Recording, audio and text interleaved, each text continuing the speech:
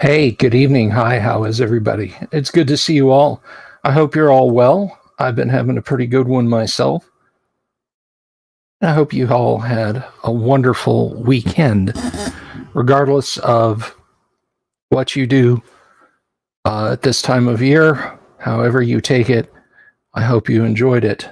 It's good to see you. So welcome back. Welcome back to the show. And we have got a hell of a week lined up for you guys. All right, I got the audio problem sorted out. Thank you, Winter Wolf. I was going to ask about that. Greetings, Mobius. But we've got a hell of a week lined up for you guys. Tonight, something terrible is going to happen to all of you.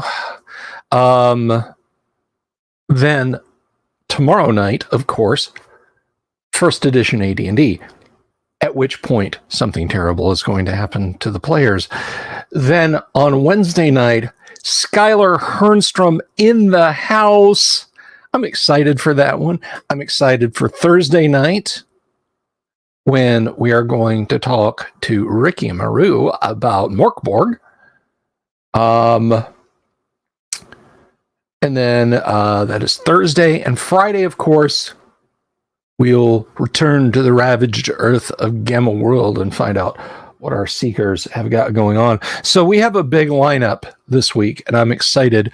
Also, in the bullpen, warming up, don't have a set date yet. John Pompson from Effin' Cool Minis is going to be visiting us again, and that's going to be a lot of fun. We haven't talked to John in over a year. So we're going to find out what's going on in John's world, what's happening in the Effin' Cool Studios, what little dainties he's got for you fine folks and fantasy freaks to throw out on your tabletops to titillate and terrorize your players with. I am looking forward to that all, and I hope you are too, because that's what we've got on the menu, guys. It's what's for dinner. So, but it is a night for bloodshed and strong drink. Well, it's pineapple beer. We'll do what we can. Greetings, Fred Daniel. Still snowy out there, huh? Hit almost 90 up here today. So, did you have an uplifting weekend? Did the Easter Bunny bring you some sweet candy? Did you snuggle up with your loved ones on the couch to watch a special? Maybe you tuned in Easter Parade and you convinced yourself for a couple of days that everything's going to be okay. All those modules Bill was talking about, my character could make it through those. They're not so scary. Everything's going to be fine. Everything will be fine. G3, it's just another slog. Just another run-in with some giants, right? Right? Everything will be okay, right? Wrong.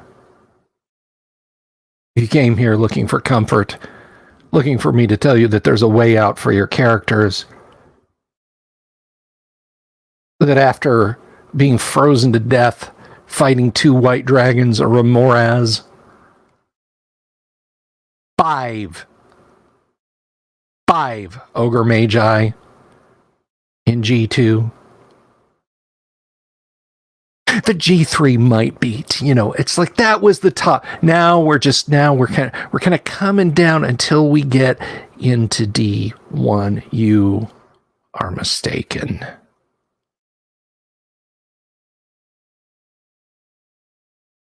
In the words of Luke Skywalker, why are we still moving towards it? It just keeps getting bigger and bigger and bigger on the windscreen. So tonight, we're going to jump into G2. G3. So we've already jumped into G2. We're jumping out of G2 into G3. God tripping up just robbed all the drama. Greetings, Dungeon Minister. Good to see you. Snowing where you're at, I bet. You guys live in igloos up in Canada, right? That's basically your thing. Igloos, sled dogs, mucklucks. What is a muckluck? They're boots, I think, aren't they? Boots.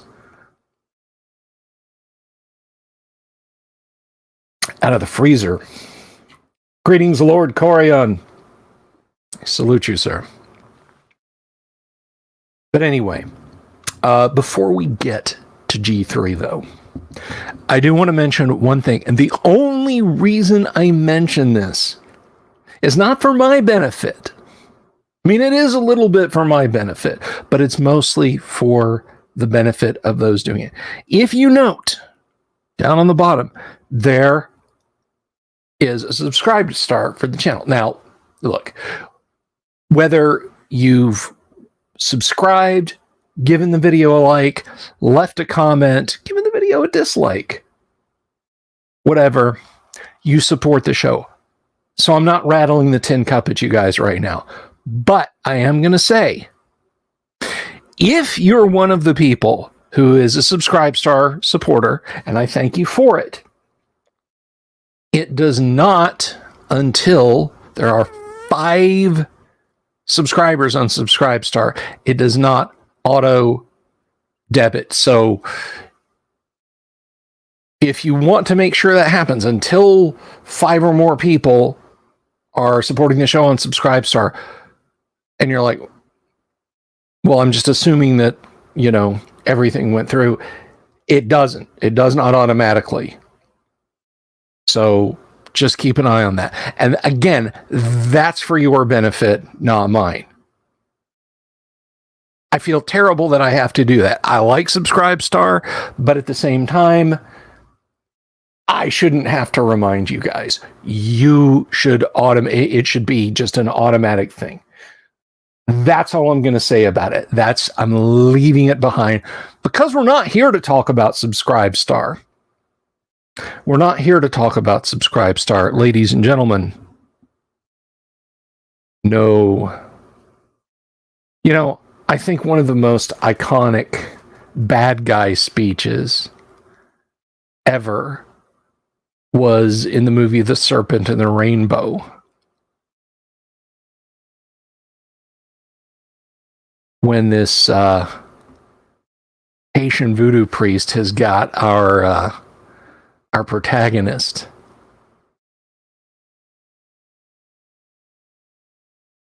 and just very, very, you know, he's got that patois down pat. He says, "What did you dream about today? Sun on your face, the ocean at your feet. No. You dreamt of me and of the grave." That's the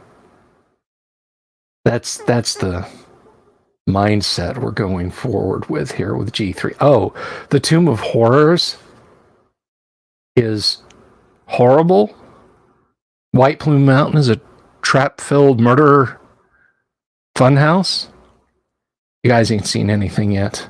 Let's get to it. Wet my whistle first.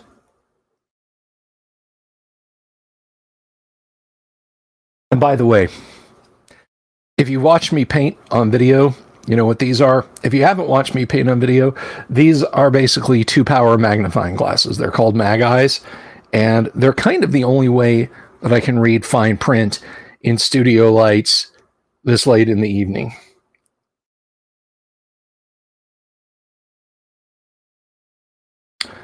So I got to use these because the typeface in those old modules ain't so good at a direct light. Greetings, Michael Connor, Unbreaded.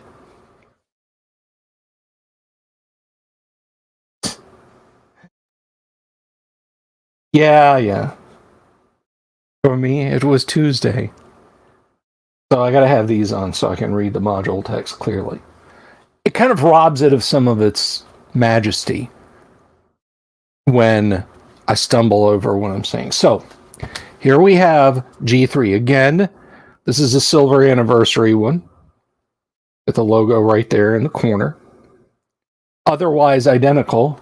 My copy acquired stains on the cover at some point, which just breaks my heart, but oh no, the resale value. Anyway, once again, we are treated to this delicious monochrome goodness with cover art by, this is, of course, Dave Sutherland. And Etten, a fire giant, and a couple of fire giants squaring off against adventurers. Now on the back, from 1978, we have some art by David Trampier.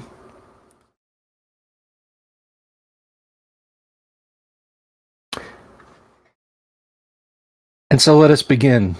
Let's go ahead and jump right in. Now, the first thing you'll notice about G3, if this is your first encounter with it, is it is much meatier. Much meatier.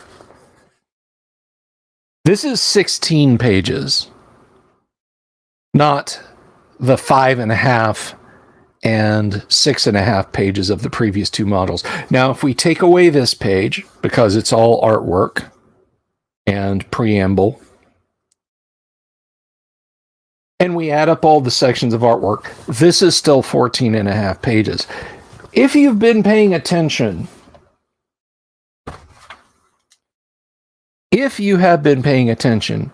you know full well that in 11 pages, Gary brought it. All right. Those are dangerous modules.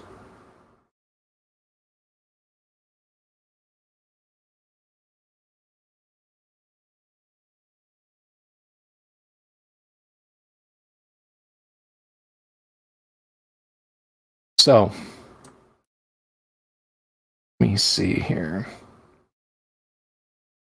I don't want to necessarily miss anyone's comments, so I got to make sure I got Facebook open also. That happens.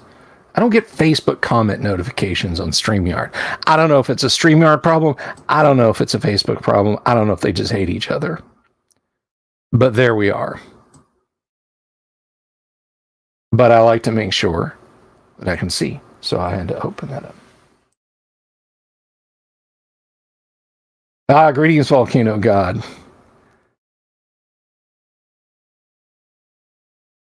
All the baseball used to be played down here. Anyway, so let's get to it.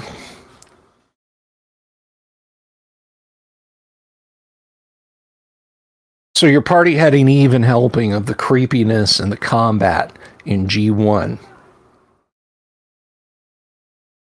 The absolute murder house that is G2. The only silver linings in those modules is the treasure and the opportunities to advance your characters. And in G2, it's possibly getting an ally in the Storm Giantess because she's powerful. And now we're in G3. The gloves are off. I'm gonna hop in here.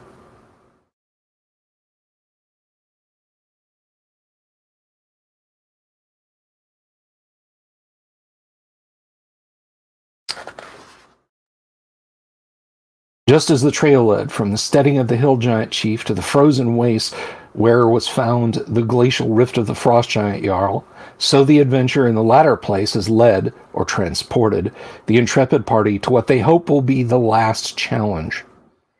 They are about to venture into the hot and smoking barrens, which are, in effect, Muspelheim, home of the giants. Vast rocky halls of the fire giants, doughty liege lord, the dread king Snur Ironbelly, they hope to find both the answer to the riddle at who or what is behind the strange alliance of many different types of giants, as well as great treasure. Surely, here in the stronghold of the fire giants will be encountered the evil genius controlling the uprising and planning the well-executed attacks, for Snur is said to be far stronger than smart. It is a sad fact that all encounters here will be worse than those the party has faced elsewhere, for fire giants are ferocious opponents, and their associates and helpers undoubtedly be proportionally stronger and more fearsome than those of the lesser hill and frost giants. Sobering thoughts indeed. However, the rewards for success cannot fail to be greater, for fire giants, and their masters perhaps, will have more loot to take. If the party has actually been to the other two places, or if at least one or more characters have, they will know that there is a charge upon them to report definitive information to the rulers who have sent them forth to inflict punishment on the rapacious giant raiders. They are to slay fire giants and all who associate with them. Failure means death, no longer from the nobles, but from the monsters the party must face. Success means the right to keep all loot taken, plus the possibility of reward from the rulers of the lands which the giant bands have warred upon. Now the brave adventurers stand before the black and smoking slag hill, which holds the hall of the fire giant king. They have penetrated near the heart of the matter into a fell realm, where even the strongest need beware.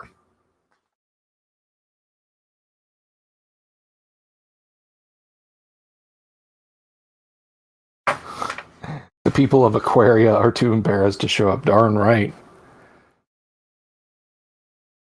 The G stands for guts being spilled. Yes, Jack Photon, that is correct.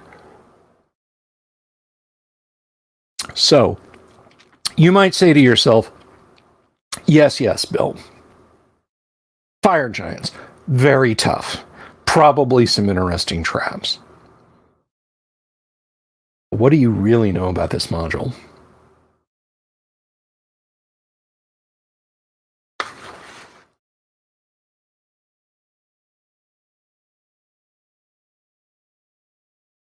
Well, first of all, the notes for the Dungeon Master are once again sparse. You have to read this module, DMs. You have to read it forwards and backwards. Familiarize yourself with it. Make copious notes in your notebooks.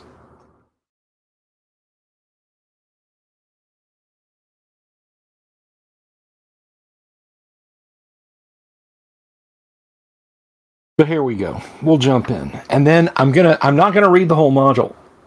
I'm not gonna do that. I'm gonna point out just exactly what makes this such a hellish effort for players. And I got a little surprise in the cover for you guys too. The pile of lava, slag, and jutting black rock, which houses the Hall of Snur, is a steeply rising hill about 300 feet high at its summit. It is difficult to scale, but the party may do so if they desire. Everywhere are vents which smoke, and some of these holes spurt out jets of flame from time to time. The party will never locate any other entrance into the place, and there's a 2 in 6 chance that any member investigating a vent hole will be struck by flaming gases for 2 hit dice of damage, 2d6. The upper 2 levels of Snur's Hall are lit by torches, braziers, natural gas jets, and even molten lava. Most of these lights will be extinguished if the place is heavily attacked. The lower level is unlighted except where the matrix indicates otherwise. Passageways in the hall are vaulted and some 30 feet high. Halls, chambers, and rooms are 40 to 60 feet high. The floors, walls, and ceilings in the place are black, reddish black, dark gray, and dull brown rock. In some places it has been hewn, but in others it appears to have been fused by heat. Volcano God, thank you so much. That's what I'm here for, brother. Pillars and passageway and other places are black stone. One does not simply walk into G3 Dungeon, Minister. The very air is a fume. The lower level is mostly natural, and the details of the place will be given hereafter. When the party gains this level, do not be too precise in calling direction or distance. As with any such map, the twists, turns, and irregularities are very difficult to map anyway. And general directions and descriptions will suffice for the mapper and make the whole more realistic in any case, for such an area would be nearly impossible to accurately map under existing conditions. You hear that, DMs? with your roll 20s, with your dungeon terrains and your battle mats. Don't do it. Don't give it to the players so easily.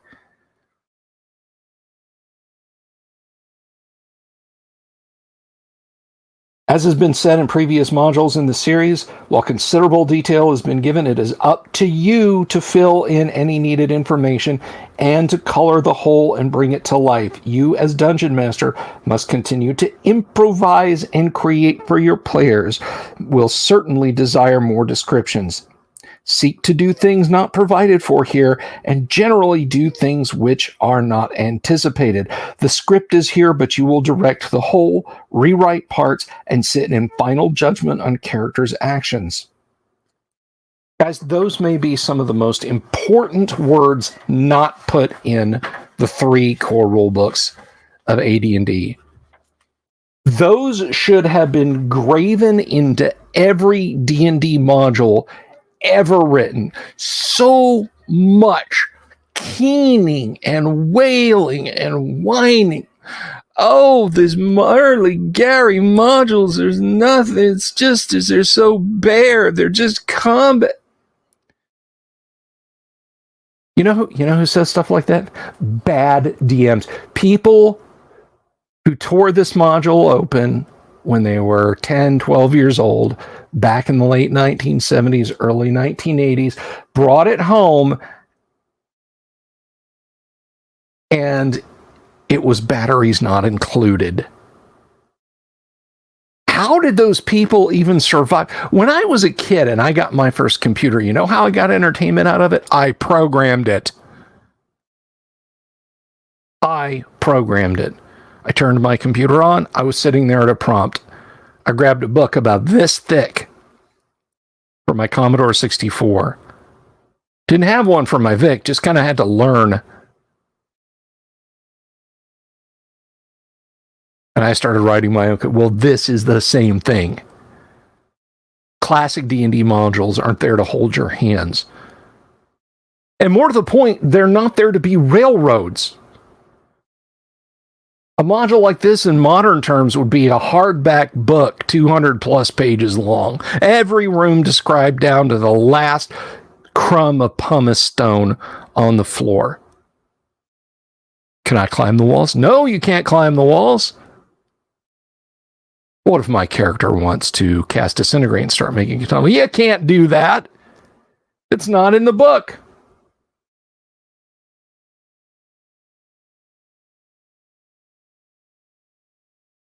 So very important words at the beginning of this module.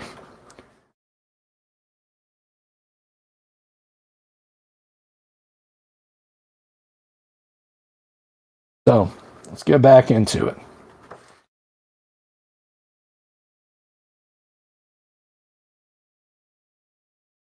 Use the parameters given to design your own epic.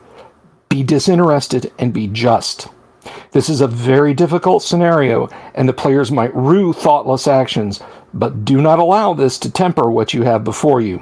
Likewise, do not set about to entrap the party in a hopeless situation. Allow their actions to dictate their fate. Now, the same bunch that talks about how unfair and arbitrary ADD, right there. All right. You don't have to Kobayashi Maru the players every time they step around a corner. Gary tells you, don't do that. If the players are winning, let them win. And enjoy the moment with them, for goodness sakes. Remember also that these giants are both the toughest so far encountered, and that they have the best advice immediately available to them. As soon as a party strikes and then retires, the attack will be assessed and countermeasures taken. Some notes to this effect will be found in the matrices for each level, but you have to design some reactions personally. Even when the party first enters the hall, you'll have to gauge the reaction of the giants if and when they learn that the intruders are within. How will they react? From whence will they call guards? Where will Snur go? Most assuredly, he will not remain seated upon his throne when the attack is in progress. You have not ceased being a dungeon master by using this prepared scenario. You have simply had some details handed to you so that you can better script the more important material.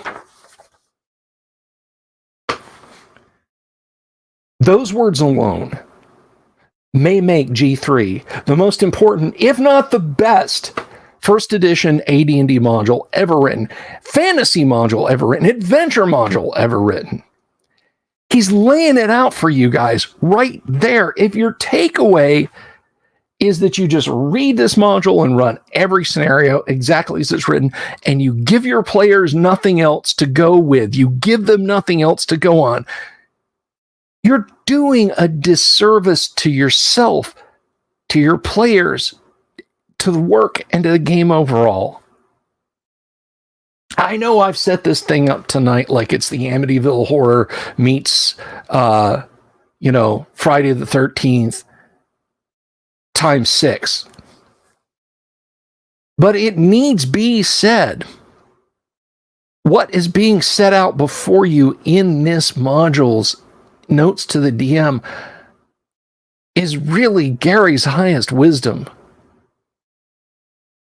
It really is. All right. This is the coach's speech before the big game. Are you going to ignore it? Pick your fingernails? Tighten your laces? Go on social media? Stare at the ceiling? Think about what you're going to have for dinner after the game? Are you going to listen to him? Are you going to heed what he's saying? If you're smart, it'll be the latter. Let's keep going. Now, we know what Gary expects of you as a DM. But what's in here for the players? We're going to pause. We're going to put a pin in that. That's the term. We're going to stick a pin in that. I told you guys I had a little surprise in here for you, right? So far, G1 and G2 have been pretty normal dungeon affairs. Upper works, lower dungeons. G2 got a little strange because it's got the rift in the middle where there's a few encounters in there. But again, upper works, lower works. G3, 33% more. In addition to Dave Trampier's excellent Fire Giant illustration there. Really one of the icons of AD&D art. We have not one more, but 2 dungeon maps for the lower areas. So in total, there's 3 levels of this dungeon. And here we are. Here's the organic, don't tell the players exactly what the rooms are like section. In glorious non-repro blue. So there's 3 levels to this sumbitch. Let's look at some of the key things that make this such a life taker and heartbreaker.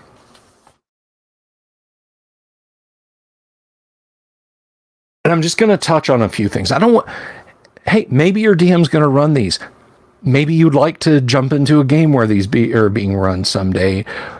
Or maybe you just want to read this for yourself and enjoy it.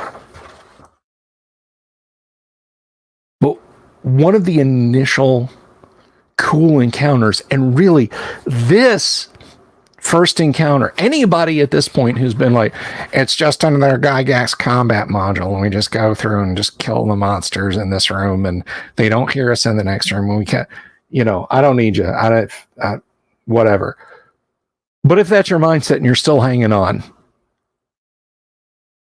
well, you're wrong, because this encounter I'm going to tell you guys about is hands down one of the iconic encounters in this entire series. And that is, let's see if I can find this real quick.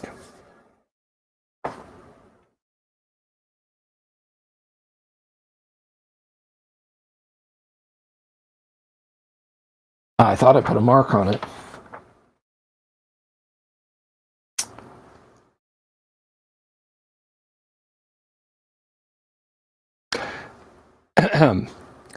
Area 12 level 1, or was it? Yes, we're on level 1. Area 12, level 1. Advisor's Chamber. And there are some Knoll servants and bodyguards. I mean, come on, by this point, you've got a 10th, 12th, 11th level party. They can dispatch them easily. The advisor is a grossly fat but very strong and quite fast renegade mountain dwarf, one Obme. DMs, this is a gift. It is a gift from Gary to you. Players, try to forget this and have some fun with it. Obme could be a total party wipe if the DM plays him right. Obme, 79 hit points, 1894 strength, int 18, wisdom 18, dex 16, con 17, charisma 16, 18 for dwarves. Fighter thief of level 9/11. Herein is at work on problems besetting the king. He has been Snur's advisor for 25 years, spending 5 years as a slave before that. He is armed only with a dagger hidden in his boot, hard at several scrolls on the plain wooden desk in his room. There's a case against the north wall, which contains various maps, scrolls, etc., all written in Fire Giant or Dwarfish. He uses a plain wooden box as a footstool, and it seems it seemingly holds old clothes of his, but in a false bottom are gems, various values given. He has a peephole, and if he sees intruders who are winning, he will yell for them to help him. The dwarf will claim that the giants have held him, a prince, captive for 10 years, trying to trick information out of him or to subvert his loyalty to dwarfdom where torture failed. He will further claim that several humans in black robes aid the giants in their questioning. Finally, he will ask to be allowed his armor and weapons in order to gain sweet revenge upon Snur, for he knows exactly where the king will be. If worse comes to worse, Obme will bolt for room B and bar the door.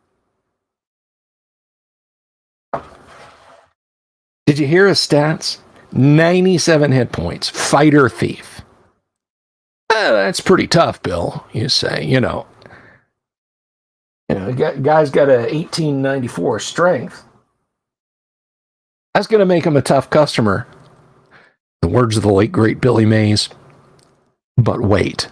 There's more! Obme's chamber. Here he has a soft bed, a small stand, a table and chair, a cabinet, 2 iron chests, an arming rack, and stores of food and ale. His +2 armor and +2 shield are laid out on a rack near the door, and his +1 axe and +3 hammer are on the wall above. Underneath the armor are his, now wait for this, gauntlets of ogre power, +6 hit points of damage he inflicts, +2 on his striking ability. His ring of invisibility is on the small chest stand near his bed. Chest number 1 contains treasure, chest number 2, blah, blah, blah.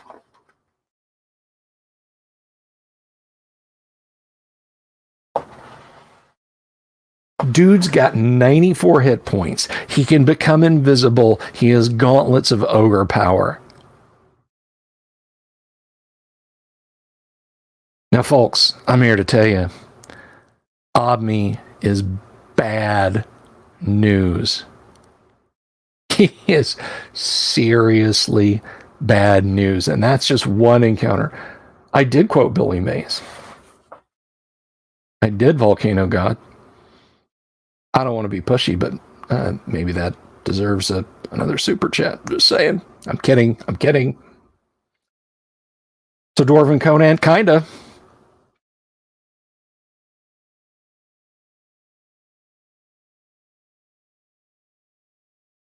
Conan would have his hands full with Obme. So guys, DMs, if you're facing this module, when you get to that, you should, my God, you should have so much stuff ready for Obme. And look, the party could just cast Detect Evil or no alignment on him. But what if you gave him a magic item that prevented that?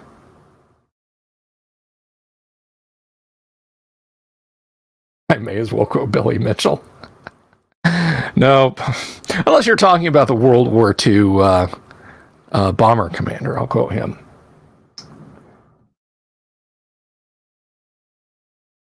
But why just let the party walk in there with their tricorder?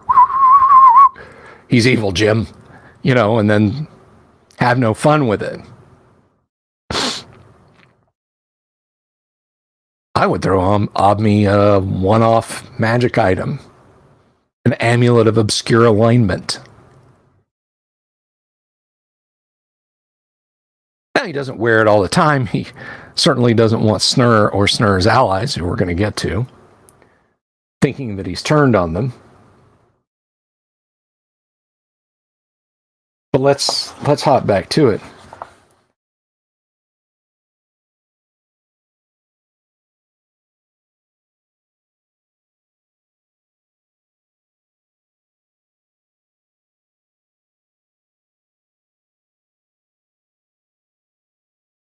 Now, similarly to this, before we get to this, and I must give the distaff side their due.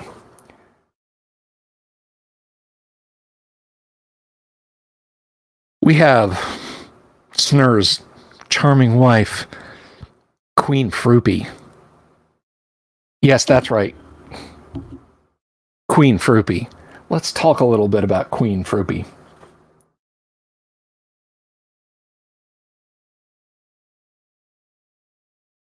The queen is a veritable harridan, a sly and cunning horror. She is, if anything, uglier than Snur.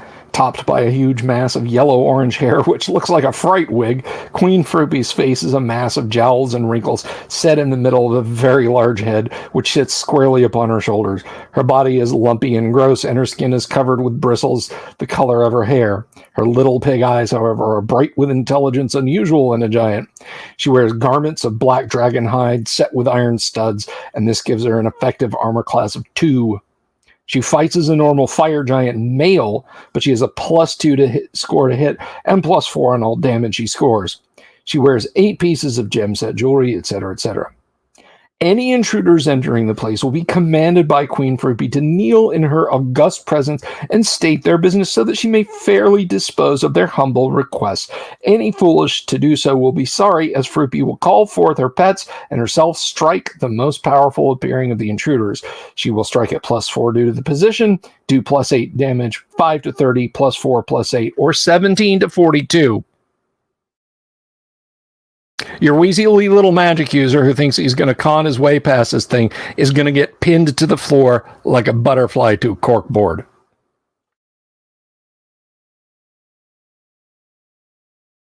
Just 2 giant weasels. Riz. One for the Zappa fans there. Who she dotes upon and which obey her every command. And then it launches into her treasure.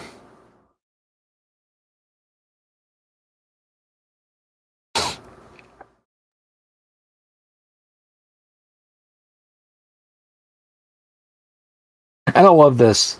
There's a trunk in the treasury. 60,000 copper pieces hiding a sack at the bottom with 11 pieces of jewelry. 60,000 copper pieces.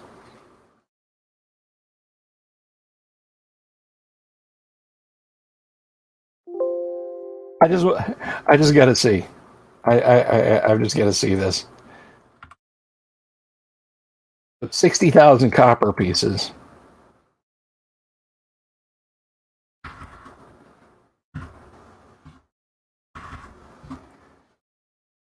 Is a whopping 300 gold pieces worth of copper.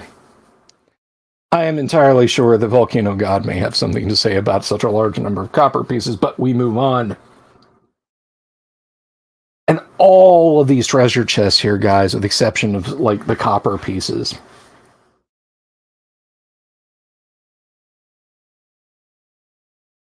trunk number 4, 3 cubic feet of silk worth 3,000 gold pieces per cubic foot. Has a trap. Blade chops down his fire giant for 3 to 24 hit points of damage. It will ruin 2 cubic feet if it misses the players. 10 coppers per pound. That's right, Jack. Trunk 8, 9 large asps of 6 hit points. Plus 2 poison. Invisibility hides all contents, including asps. Contains weakness gas, which will form a 10-foot radius cloud. Test number 3. Squirts acid. 3 to hit points damage. Armor or other wear must be dice 4 to save or is destroyed. Acid jet is 3 feet long, or 3 feet wide by 12 feet long. You're getting super soaked in acid.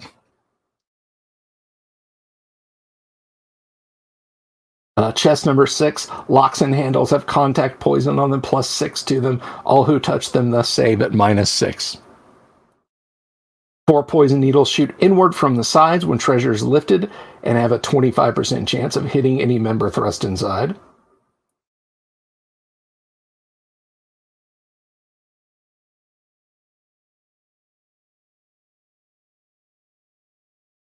These locks cannot be picked by thieves and must be opened by bending bars or knock or magic missile spell. Not kidding around. Let's move on.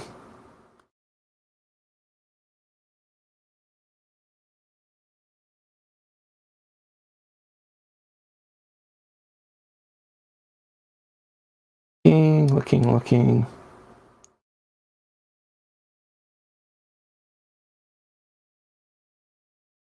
Where is it? Arsenal Complex. Because Snur is fun. Snur is a lot of fun.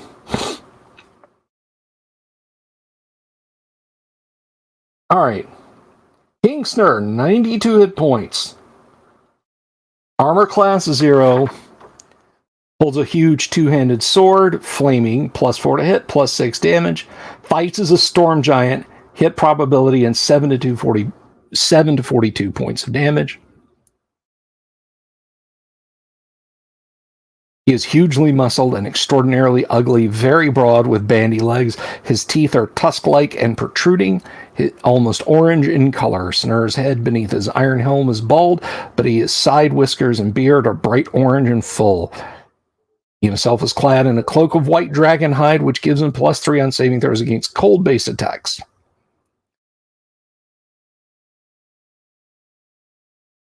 So, yeah. Bad news.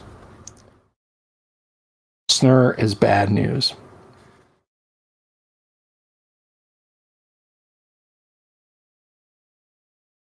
Let's see. There's a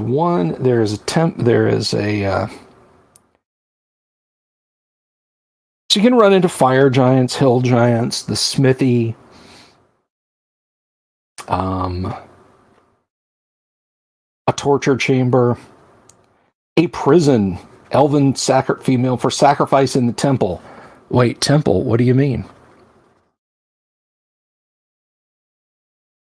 She is of highly noble birth and will send her rescuers 10,000 gold pieces, 20 plus 1 arrows, an arrow of giant slaying, and set a cloak of boots of elven kind if she escapes. The reward will come 1 to 2 months after she leaves to return home.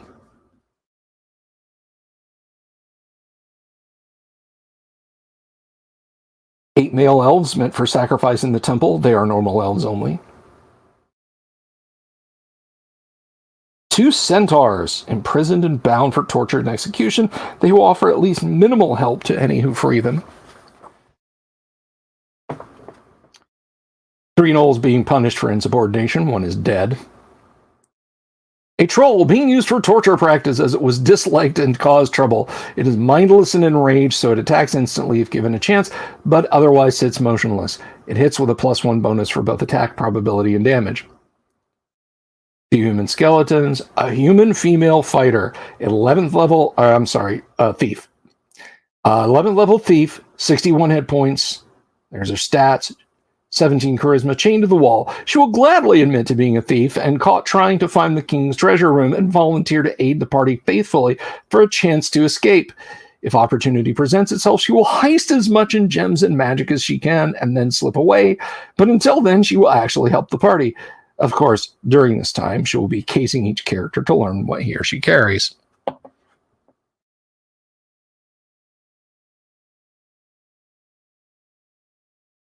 Now, 14C. Well, before we get to 14C, let's talk about Chet. I named him Chet. You might name him something else. Chet's a fire giant who's in jail. He's in the jailhouse now. He's in the jailhouse now.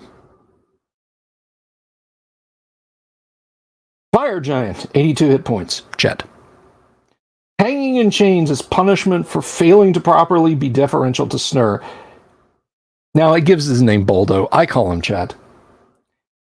He is Boldo, the king's chief lieutenant, and he will do anything to get back into Snur's favor, so he will happily lie to the party and tell them he is here because he tried to prevent Snur from taking his current hostile course, and if he is freed, he can get several other fire giants to aid them in overthrowing and slaying the king.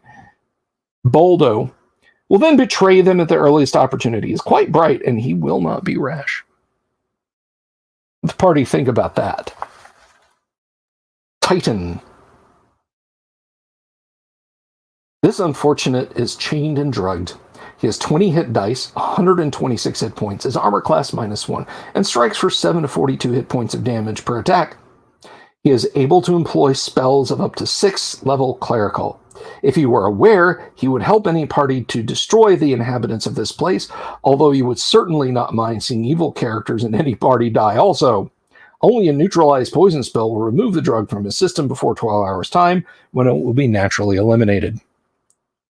That is a huge asset to the party if they're smart enough to free him and utilize it. 6th level cleric, a titan with 126 hit points. If you've still got the Storm Giantess with you, honestly, the party has got a pair of aces in their hand.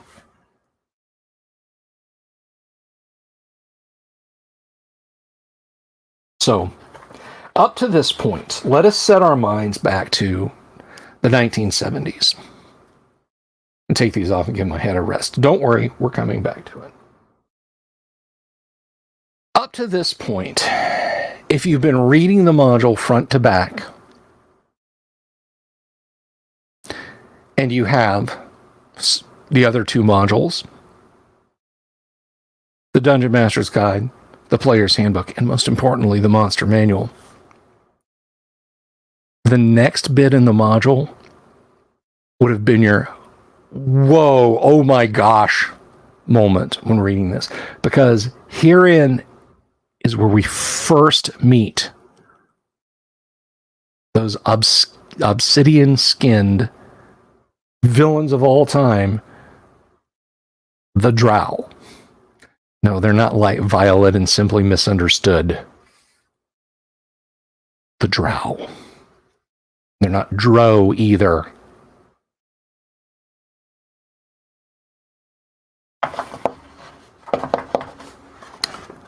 The Drow.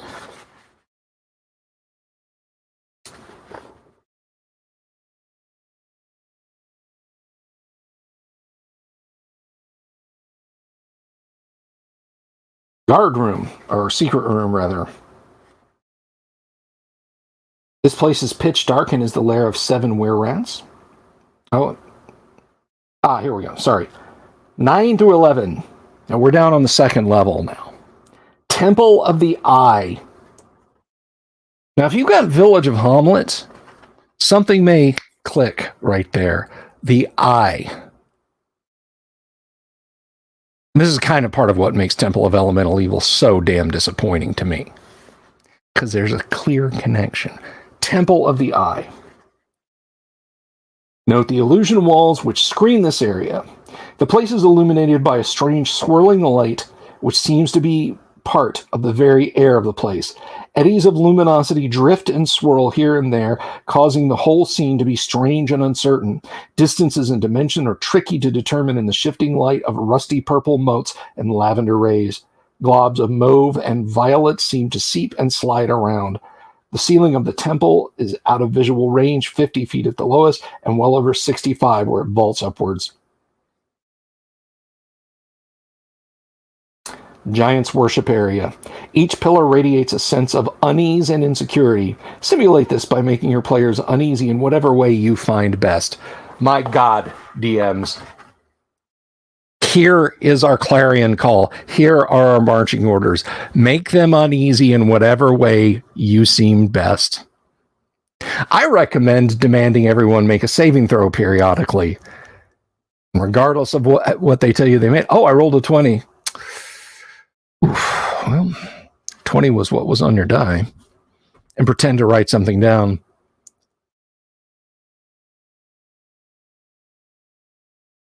Or not even a saving throw. Can you roll a d4? A 1. Okay. Don't tell them. Mess with their heads. You should be doing this all the way along.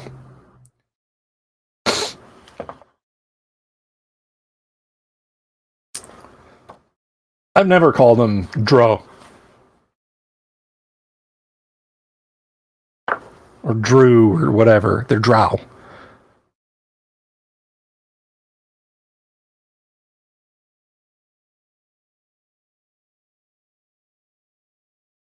The floor on this side of the column is the center of... In the center is of porphyry. The pillars of serpentine and their well-polished surfaces clash with each other against the strange light. The scenes on the west wall grow more horrific, showing human and giant sacrifice near the altar. Servants and thralls worship areas. Pillars radiate mild fear, and if one is touched, the creature contacting it must actually save versus fear or run away in an absolute panic. Passing between two pillars causes a creature to receive 2 to 8 hit points of electrical damage. Zap.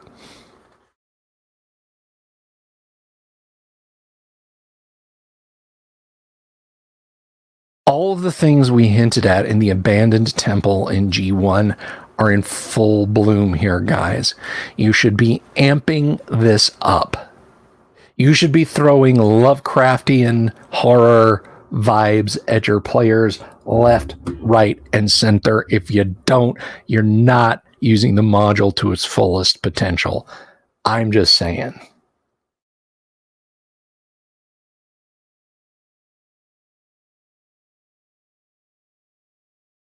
I'm not just going to read through this because I want to get to Area 12, Drow Clerics area. Now, reading this on the car back on the way from the mall, or when you get home, now your 8, 10, 12-year-old mind is blown.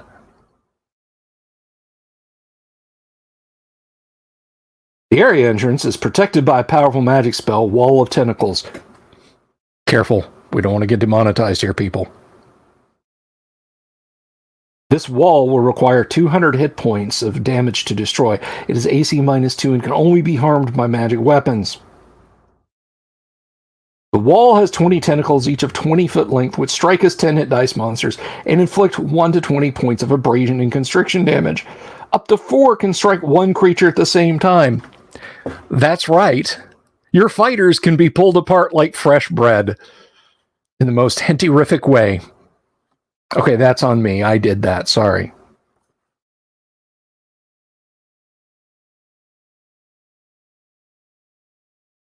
The inner room is a sanctuary of the priestesses. It is candle illuminated, although 2 small braziers of black and silver are burning also.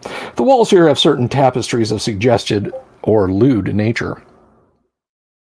The furnishings include a large bed, 2 small tables, 3 coffers, a buffet, a cabinet, a large wardrobe, 2 divans with low chests between them, a dressing table and chair, a large silver mirror worth 500 gold pieces, 2 hampers, and 2 chests. All furnishings are of ebony or black stone. Silver inlay as usual. The wardrobe holds various garments and the priestess's vestments of mauve, black, and plum stitched with gold. It goes on about the value. And then we meet our first Drow. Up close and in person. The Curate, 4th level, 24 hit points. We get her stats. Oh, his stats, sorry. The male Drow is clad in black with violet trim. He's armed with a lesser tentacle rod. Again, please, let's try and not get kicked off.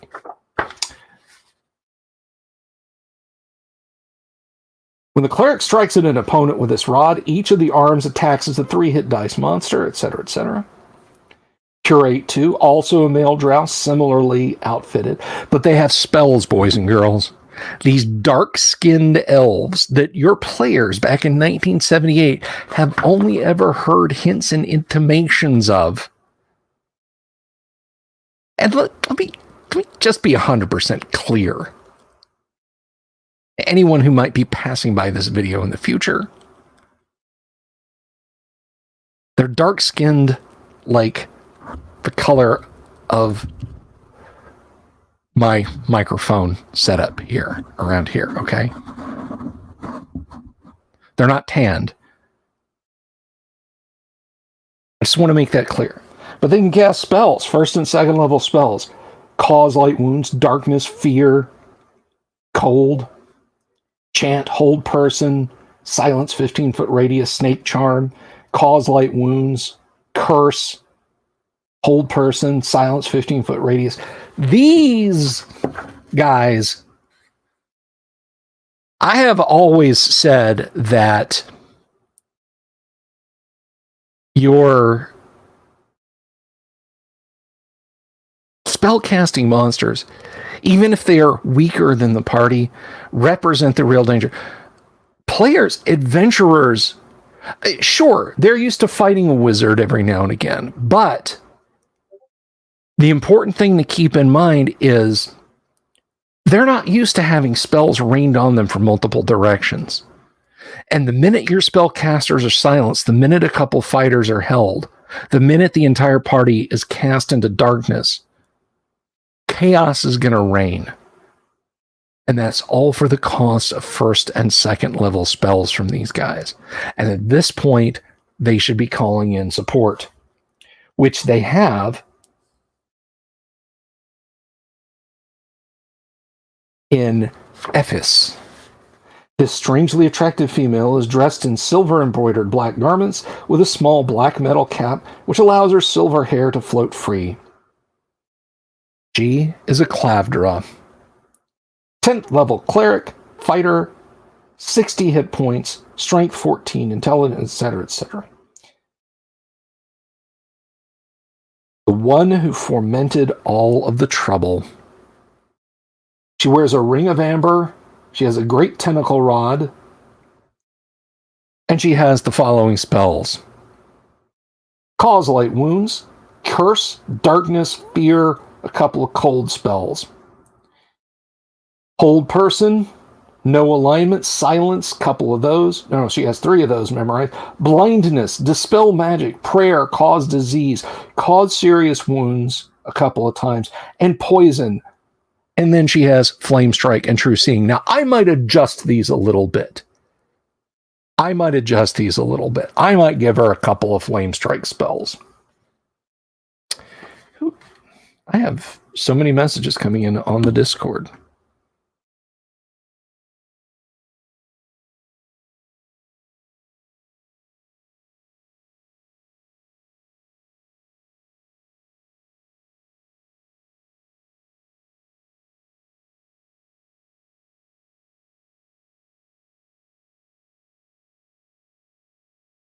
The Ephes, a Calabra, is also able to use these spells once per day. Clairvoyance, Detect Lie, Suggestion, Dispel Magic.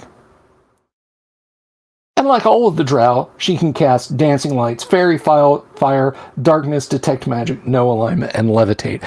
I would use those first if I were you.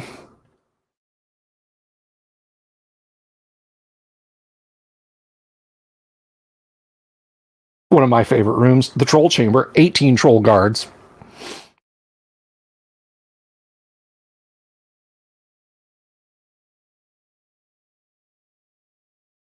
And that's all on level 2, guys. We haven't even gotten to level 3. I might have broken this into 2 completely separate shows because we're clocking it in an hour now. Because down on the 3rd level, where is it? Fire Giants, Treasure Trove Cave.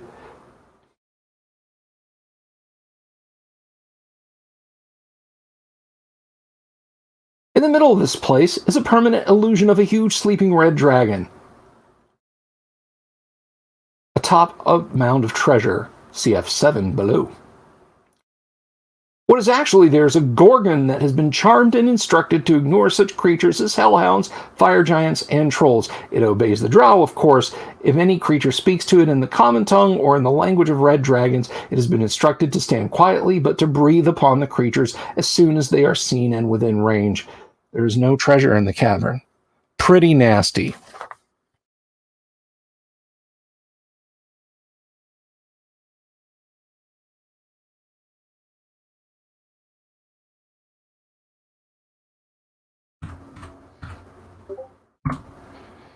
Okay. But then we have the Treasure Trove Cave. Sounds awesome. 18 trolls in one room. That's going to be a war of attrition. Overlapping fireball spells. Because then we get to a real red dragon, an ancient male, very large, 88 hit points, or as I call them, the hard, huge ancient red dragon, Brezimel. And he is a spell user. Detect magic, erase, ESP, mirror image. He should be hitting mirror image right away and scaring the piss out of the party. 4 huge ancient red dragons. The party should be dropping their weapons and switching their alignment over to whatever it wants them to. Invisibility, 10-foot radius. Protection from normal missiles. Confusion, polymorph, other.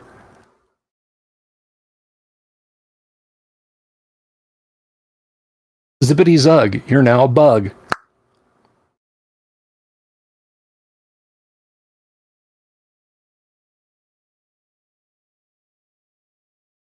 But he's got just a crap ton of treasure, including a red dragon slaying sword.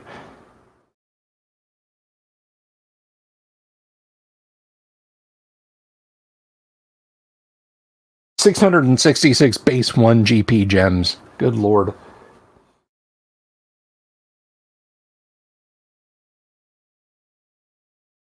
Then we have a Drow guard cave. Who was it? Chris, you were talking about trolls. Dig this. Areas 11 through 13. 13 trolls. 16 trolls. 27 trolls. This is what fireball spells are made for.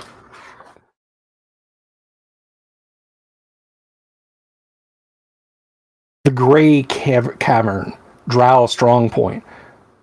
5th level Drow fighters. Now, guys, remember, if you've read to the end of the module or you're getting your info from Fiend Folio or other sources for AD&D, in addition to all the Drow can do martially, they have innate spell abilities. Use them. Every single one of them should be firing off those spell abilities against a large party. Don't hesitate. Don't hold back. Hit the party with everything you've got. If they have burned down to this point, toughen up. Don't be unfair about it. Don't say, oh, the Drow are actually able to do these at will. No limit.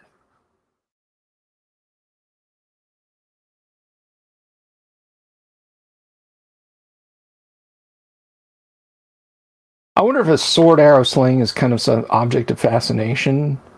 A morbid curiosity for... Yeah, you know what? Yeah, I mean, it could be.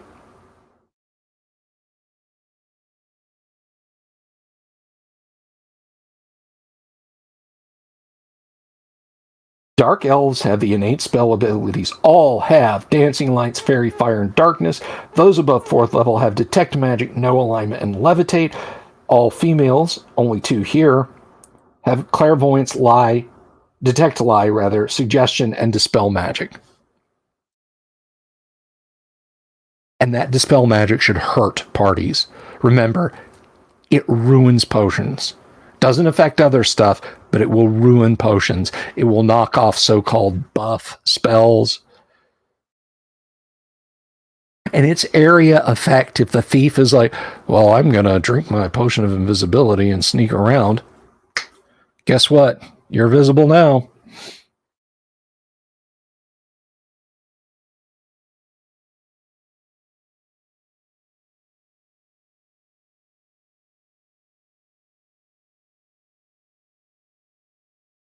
And then, of course, we have Nedeline, an 8th level cleric, 7th level fighter, with something called a demon staff.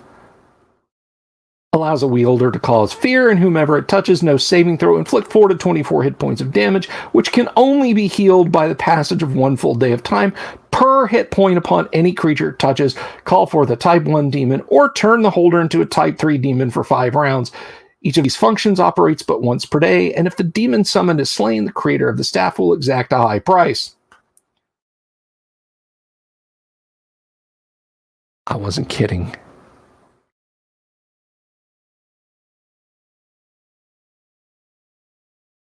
And it just goes on like this, guys.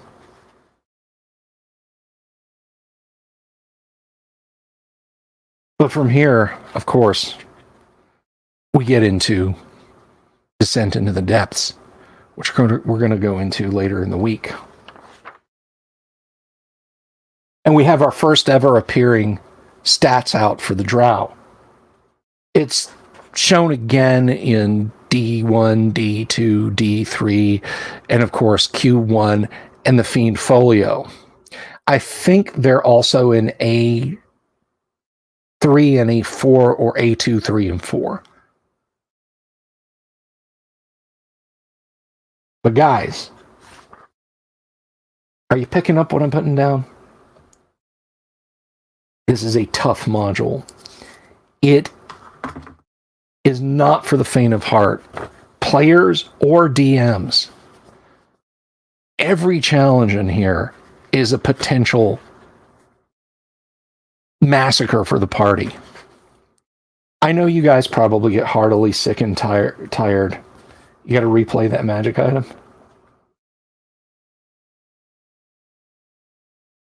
I know you guys probably get sick and heartily tired of hearing me talk about college football.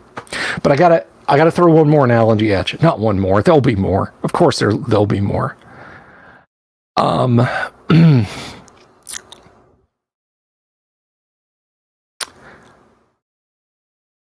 In pro football, they play 17 games, may go to 18 one day, and then there's 4 playoff games, possibly a wild card game, and then there's the Super Bowl. And teams take bye weeks from time to time. There's 12 games in college football. The ratings are so tight that to lose one game is to watch your whole season potentially crumble. To lose 2 games, you might as well forget about it. Rare is the team going to the national championship that has 2 losses. And 3, and you might as well forget it. You might get a New Year's 6 bowl, but you are most certainly not going to the playoff, and you're not going to play for the national championship. Every encounter in this is like playing in a college football game when you want to win the season. Losing any one of those encounters. Hello, Ricky. Any one of those encounters, losing them means a total party kill if the party doesn't play it smart. Any foolishness on the player's behalf, and they're dead. They will not survive G3. They won't. If you, the DM, are having a good run with the players, the players are enjoying themselves and they're doing okay, and you screw up something as a DM, not keeping track of a monster's hit points properly, like giving them too many, inflicting too much damage, just hand-waving damage, what have you. You yourself could ruin this module. Hello, Rob. Greetings to you. Guys, G3 is not kidding around. It requires precision work by the DM. It requires precision play by the players. But if they overcome it, it is so rewarding to say you got through G3. You faced the Drow for the first time and you won. You hacked your way through a seriously, seriously dangerous module.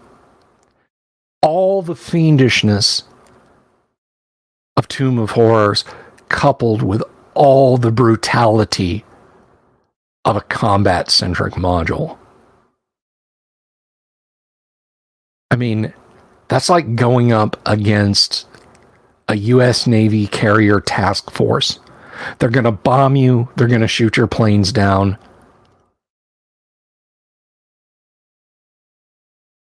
So, G3, Hall of the Fire Giant King, is the jewel in the crown of the G series. A party of adventurers, a group of players and a DM who can say they ran that module and it was a success. They're pretty damn tough. They have learned some lessons. Should you play it? Well, yes. I sincerely hope I've sold you on this module. Now, maybe some other day we can look at and see how it might differ with G1, 2, 3.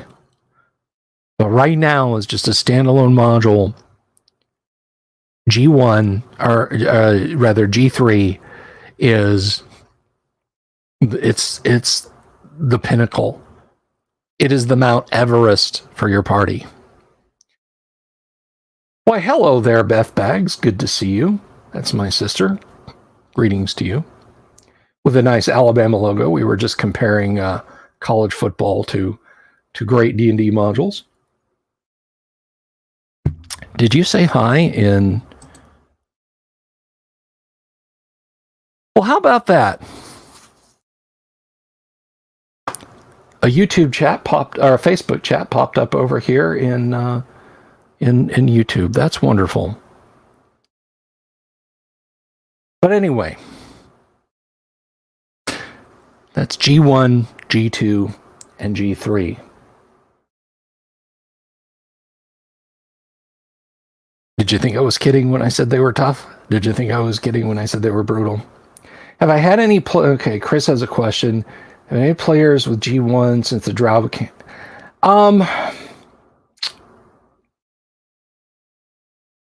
No, and I'll tell you why. Most players are willing to not metagame it and to role play that they're shocked. I mean, Drow were old the day this module was published. Friends calling each other on the phone, talking about it at the game store, talking about it in the gaming clubs. Drow were old right then. It wasn't a surprise anymore. It wasn't a shock. It's like, you know, the week after Empire Strikes Back came out. Darth Vader is Luke's father. You know, it resonated around the globe. Everybody knew it. But we're still shook by that scene.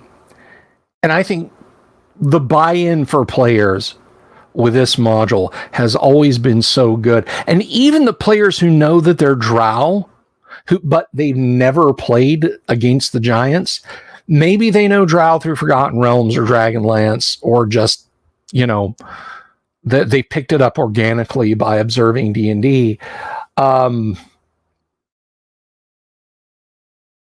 They might not know. I mean, all the way up to this point, even with the Lovecraftian horror notes, when a Calavdra first steps out and backs up her layman and starts putting the smackdown on the party, that's like oh crap, it's Drow.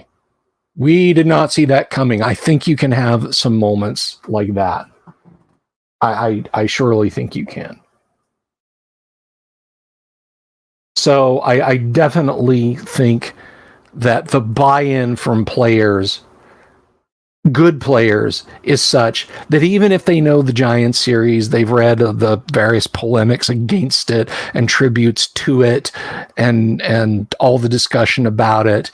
I mean, look, we watch Star Wars and we know the Rebel Alliance is going to blow up the Death Star. It's not going to swing around all Yavin and zap the base. All right, the party's going to win. The Rebel Alliance is going to win. Yeah, the party of adventurers, Luke, Han, Leia. You know, we no, to go back to sports, we watch games with our favorite team playing against an underdog, and we know that they're going to beat them down, right? You know, it's going to be 52-6 or whatever, but we still watch it and we still gain enjoyment from it. Maybe not all of our attention. Maybe we're texting for a little while. But I think good attentive players will have a good buy-in regardless. I would not switch them out for another power behind the scenes. I would not do that. I would leave them in place and just go with that and you know, just see where it takes you. Because when we get into D1 and D2 and D3 and possibly Q1, I think we're going to see there's a really big chance, a really good chance for DMs to explore Drow in a multifaceted way that current year, born after 2005, Twitter sphere, screeching harpies don't think that D&D does, that classic D&D does. And I think you guys are going to be pleasantly surprised by that if you don't know the full Drow series. Giants, Drow, Queen series, I should say. So we'll get to that when we get to that. But speaking of things I've got to get to an AD&D game that I'm running tonight, where hopefully I can take my players down these paths someday. But for now, I want to take a minute and I want to thank some people. I was talking about this earlier. So let me just take a minute to thank the contributors who kind of help out around here. Let me say thanks to Joshua Garlock, Lord Corion, Ricky Maru, Mobius, Kevin Reynolds, Doomsword, Deathmaster, Mark Simpson, Damian, and he's on 24/7, James F. Keck, William Smith, The Dungeon Minister, Manny Wall, Mark Corey, Kevin Wood, Todd Sharp, The Carnivore Farmer, Rob Ulyss, Jeremy Rule, Boganora, Mikey Mank, and yes, Sky Hermstrom. Thank you, Sky. Thank you very much. I think that's a first for the show. Thank you all very much. We move closer, of course, every day to our great online underground gaming convention, the Guac. If you're interested in doing that, and you should be, if you're interested in doing that, please check out our band. Let me see here. Whoops. Please check out our band page. Sign up. And you can sign up for games or you can get your game in.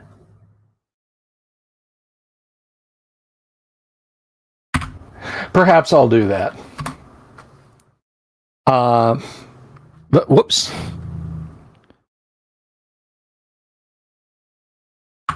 Sorry, that's not just the only link.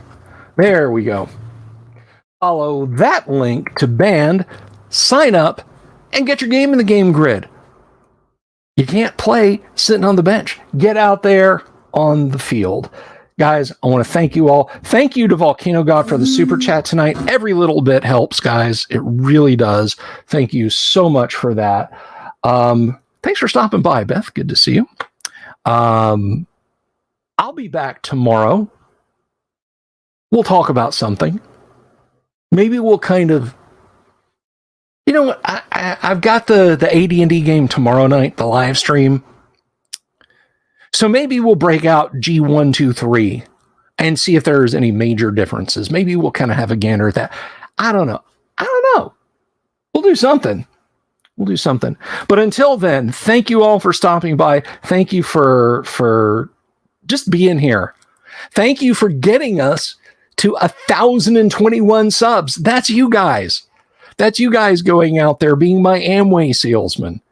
Although there's no trickle down. I keep it all. That's you guys going out there and saying, hey, have you seen this guy's channel? This guy is old school, but he makes it good. So I will let you guys go. I have stuff to do. My planet needs me. Until then, until tomorrow night, keep smiling, keep gaming. Have a great time, and I'll talk to you then. Peace, everyone. If there's not a giant tomorrow, I'll be disappointed. Oh, well, Corian, I'll try not to disappoint. Good night.